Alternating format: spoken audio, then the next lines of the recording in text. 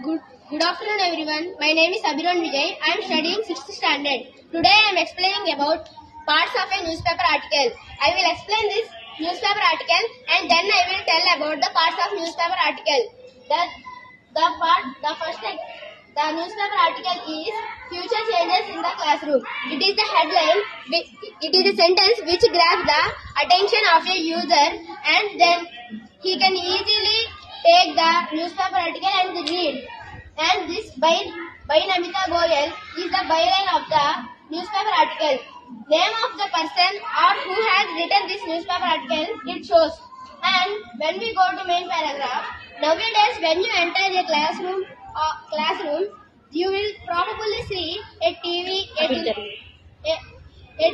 television, and a projector screen. And the teachers will be using tablets and laptops to teach us. But in